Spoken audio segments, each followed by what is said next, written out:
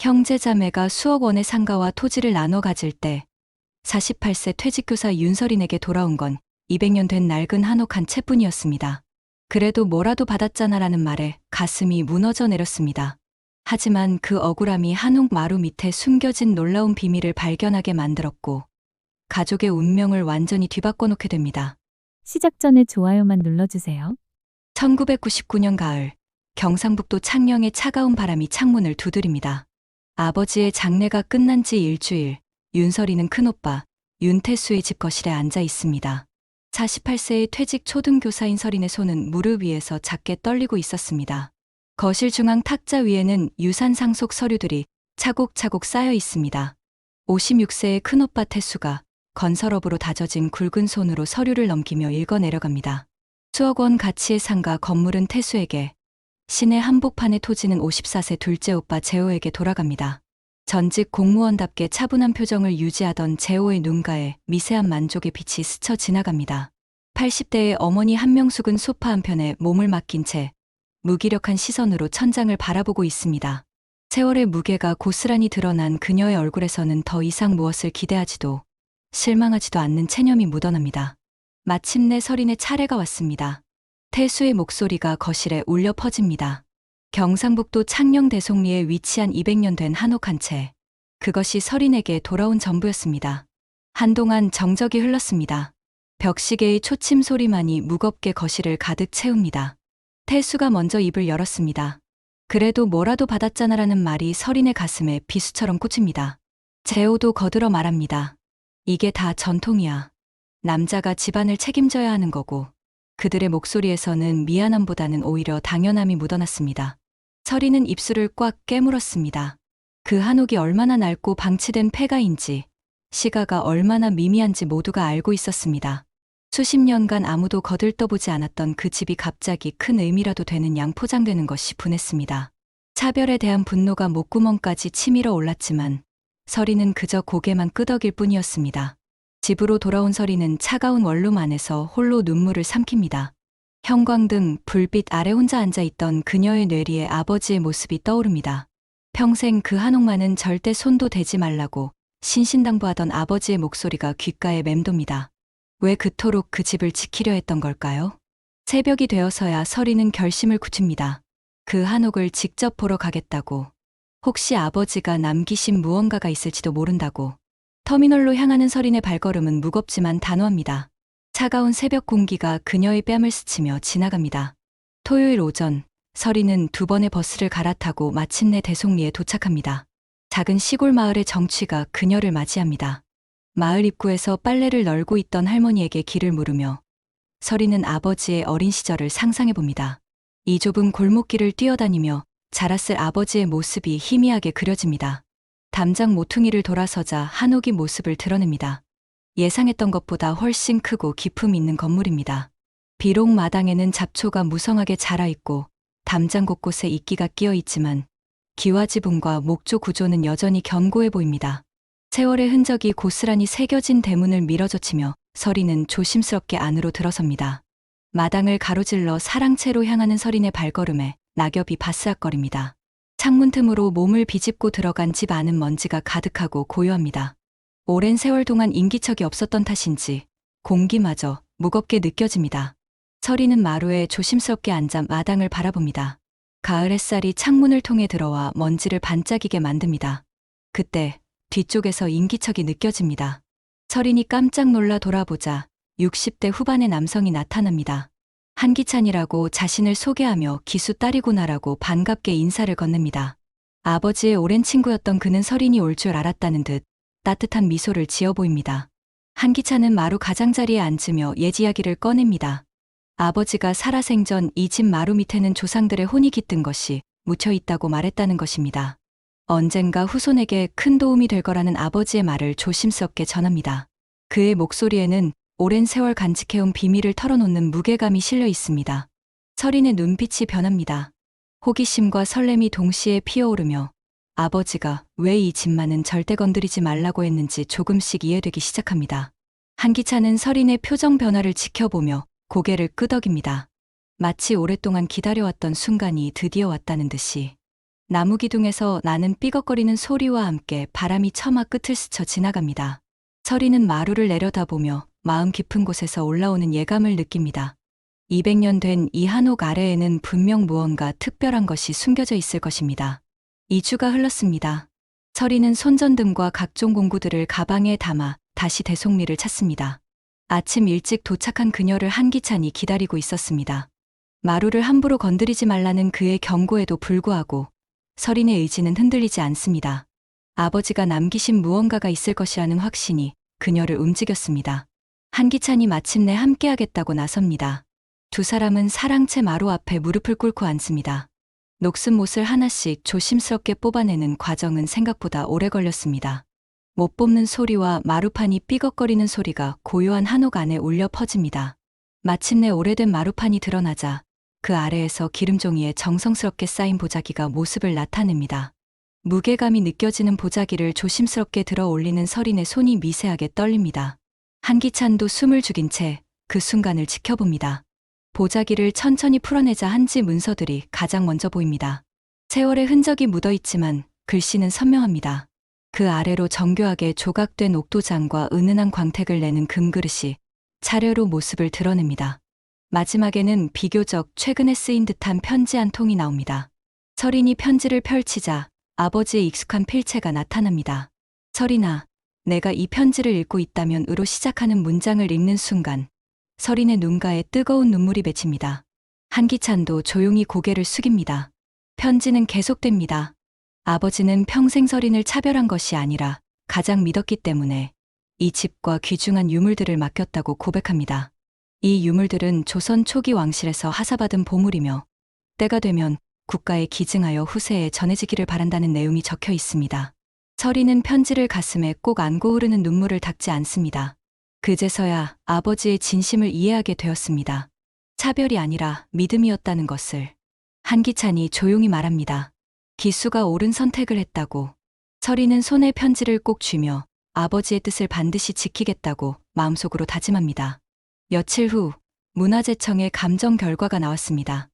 유물들은 국가적 가치가 있는 귀중한 문화재로 판정되었습니다. 소문은 빠르게 가족들에게 전해졌고 큰오빠 태수가 서린을 급히 불러냅니다. 전화기 너머로 들려오는 태수의 목소리는 평소와 달리 날카롭고 흥분되어 있었습니다. 태수의 집 거실에 모인 가족들의 눈빛은 한 달 전과는 완전히 달랐습니다. 80대 어머니 한명숙부터 먼저 입을 열었습니다. 그거 팔면 돈 되는 거 아냐? 직설적인 질문에 서린은 단호하게 고개를 젓습니다.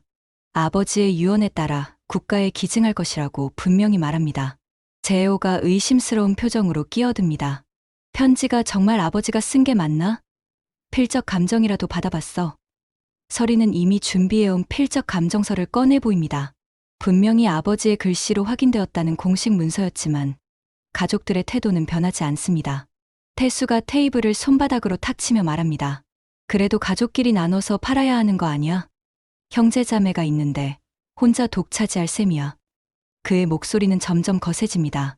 재호도 거들어 법적으로 따져보자며 재심 신청을 검토하겠다고 으름장을 놓습니다. 서린은 격분했습니다. 목소리가 떨리며 말합니다. 이건 우리 것이 아니라 나라의 보물이에요. 아버지도 그렇게 원하셨고요. 하지만 가족들의 귀에는 들리지 않는 듯 했습니다. 어머니까지 나서서 말합니다. 돈이 급한데 왜 이렇게 고집을 부리냐고. 말싸움이 격화되면서 거실의 분위기는 얼어붙습니다. 찻잔이 차갑게 탁자 위에 내려놓아지는 소리만이 메아리칩니다. 벽시계의 초침 소리가 유독 크게 들립니다. 서린은 홀로 온 세상과 맞서는 외로움을 느낍니다. 그러나 마음 한편에서는 오히려 더 단단해진 결심이 피어났습니다.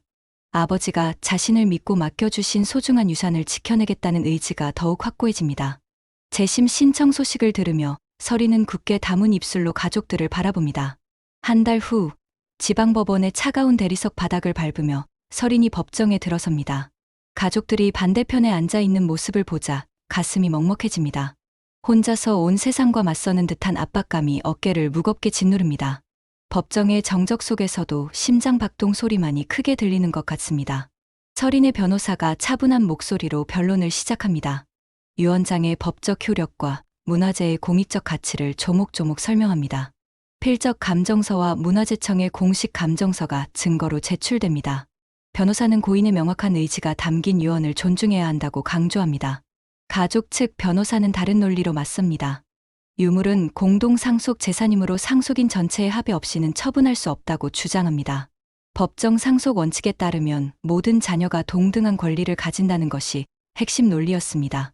재판이 진행되는 내내 서리는 아버지의 편지를 가슴에 품고 있었습니다. 종이의 질감이 손끝에 전해질 때마다 아버지의 따뜻한 마음이 느껴졌습니다. 판사의 질문에 답할 때도 서린의 목소리에는 흔들림이 없었습니다. 마침내 판결의 순간이 왔습니다. 판사의 망치 소리가 법정에 울려 퍼집니다. 판결은 서린의 손을 들어주었습니다. 유언장은 법적으로 유효하며 유물에 대한 서린의 단독 관리권을 인정한다는 내용이었습니다. 문화재의 공익적 가치와 고인의 명확한 의지가 중요한 판단 근거가 되었습니다. 가족들이 씁쓸한 표정으로 법정을 나서는 모습을 지켜보며 서린은 복잡한 감정에 휩싸입니다. 승리의 기쁨보다는 마음 한구석이 허전했습니다. 아버지가 원하신 건 이런 가족 간의 다툼이 아니었을 텐데 하는 생각이 들었습니다. 법원을 나서며 서린은 하늘을 올려다봅니다. 푸른 가을 하늘이 그녀를 내려다보고 있었습니다. 이제 정말로 아버지의 뜻을 실현해야 할 때가 왔다는 것을 깨닫습니다. 서린은 유물을 국립박물관에 기증하기로 결정합니다. 박물관 관장과 문화재청 관계자들이 참석한 가운데 정식 기증식이 열립니다. 플래시가 터지는 가운데 서린의 이름이 새겨진 기증 현판이 박물관 입구에 걸립니다. 기자들이 사진을 찍으며 축하를 전하지만 서린은 환한 웃음을 지으면서도 마음 한편으로는 가족이 없는 자리가 허전하게 느껴집니다. 한옥이 역시 중요한 변화를 맞게 됩니다. 시도 문화재로 지정 신청이 받아들여져 200년 된 한옥은 공식적으로 보호받는 문화유산이 되었습니다. 지방자치단체에서 예산을 배정해 보수 공사가 시작되고 전통문화 체험관으로 운영하기로 결정됩니다. 몇 달 후 한옥은 완전히 새로운 모습으로 거듭났습니다. 낡고 방치되었던 건물은 원래의 아름다운 모습을 되찾았고 마당에는 정성스럽게 가꾼 전통 정원이 조성되었습니다. 주말이면 아이들이 찾아와 전통놀이를 배우고 어른들은 차를 마시며 담소를 나눕니다. 서리는 마루에 앉아 아이들의 웃음소리를 바라보며 깊은 뿌듯함을 느낍니다. 윷놀이를 하며 까르르 웃는 아이들, 전통차를 우리며 이야기꽃을 피우는 어른들의 모습에서 아버지가 꿈꾸었던 진정한 유산의 의미를 발견합니다. 찻잔이 부딪히는 소리와 함께 따뜻한 대화가 마당을 가득 채웁니다. 그 순간 서리는 깨달았습니다. 이게 진짜 유산이구나. 돈으로 환산할 수 없는 문화와 전통, 그리고 사람들의 마음을 잇는 공간. 아버지의 진심이 조금은 이뤄졌음을 실감하며 서리는 만족스러운 미소를 짓습니다. 그때 마당 입구에서 누군가의 발걸음 소리가 들려옵니다. 서린이 고개를 돌려 입구를 바라보는 순간 낯익은 실루엣들이 햇빛 속에서 나타나기 시작합니다. 그 발자국 소리는 점점 가까워지고 있었습니다. 발소리의 주인공은 큰오빠 윤태수였습니다. 체험관을 둘러보며 들어오는 그의 표정에는 2년 전과는 다른 무언가가 스며 있었습니다. 축하한다. 표창까지 받았다며 라고 말하는 그의 목소리에는 미안함이 묻어나왔습니다. 어색하지만 진심이 담긴 축하 인사였습니다. 뒤이어 둘째 오빠 재호와 어머니 한명숙이 차례로 모습을 드러냅니다. 재호는 평소의 무뚝뚝한 표정과 달리 부끄러운 듯 고개를 숙이며 들어옵니다. 어머니는 지팡이에 의지한 채 천천히 걸어오면서도 눈가에 미소를 머금고 있었습니다. 마루에 둘러앉은 가족들 사이로 오랜만에 평화로운 시간이 흐릅니다. 태수가 먼저 입을 엽니다. 2년 전 욕심을 부린 것을 진심으로 사과한다고 말합니다. 재호도 고개를 끄덕이며 거듭니다. 아버지가 왜 서린에게만 이 집을 맡겼는지 이제야 이해했다고 고백합니다. 서린의 눈가에 뜨거운 눈물이 맺힙니다. 돈보다 중요한 게 뭔지 이제 알았어라고 말하는 태수의 목소리가 진심으로 들렸습니다. 어머니도 주름진 손으로 서린의 손을 꼭 잡으며 말합니다. 내가 옳았다고, 우리가 욕심을 부렸다고. 함께 차를 마시며 오랜만에 가족다운 웃음이 돕니다. 찬물이 끓는 소리, 가을바람이 처마를 스치는 소리가 따뜻한 대화와 어우러집니다. 태수가 물어봅니다. 이제 우리가 도와줄 일이 없나? 체험관 운영을 가족 모두가 함께 돕기로 하자는 제안이었습니다. 서리는 고개를 끄덕입니다. 그동안 혼자 감당해왔던 모든 것들을 이제는 가족과 함께 나누고 싶었습니다. 따뜻한 햇살 아래서 새로운 가족의 시간이 시작되고 있었습니다. 웃음소리가 한옥마당을 가득 채우며 오랫동안 잃어버렸던 가족의 화합이 되찾아졌습니다. 한 달 후, 온 가족이 함께 아버지 성묘를 갑니다. 무덤 앞에 선설인이 조용히 말합니다. 이제야 아버지 마음을 알겠어요. 찬바람이 불어와 성묘꽃을 살며시 흔듭니다. 어머니가 눈물을 닦으며 말합니다. 우리 이제 진짜 가족이 된 것 같다고. 돌아오는 길에 태수가 의미 깊은 말을 합니다. 돈을 줬다면 다 써버렸을 텐데 이렇게 남으니까 영원하다는 것입니다. 재호도 거듭니다. 아버지가 정말 지혜로우셨다고. 그들의 목소리에는 진심 어린 깨달음이 묻어 있었습니다. 한옥으로 돌아온 설이는 마루에 앉아 차를 우립니다. 오늘도 아이들이 찾아와 전통놀이를 배우고 있었고 가족들도 함께 모여 이야기를 나누고 있었습니다. 이 모든 풍경을 바라보며 설이는 아버지의 말씀을 떠올립니다. 진정한 유산은 마음속에 있다. 돈이나 재물이 아닌 사람과 사람을 잇는 마음, 전통을 이어가는 정신, 그리고 가족 간의 사랑이야말로 진정한 유산이라는 것을 이제야 완전히 이해하게 되었습니다. 따뜻한 바람이 불어와 마루 위를 스칩니다.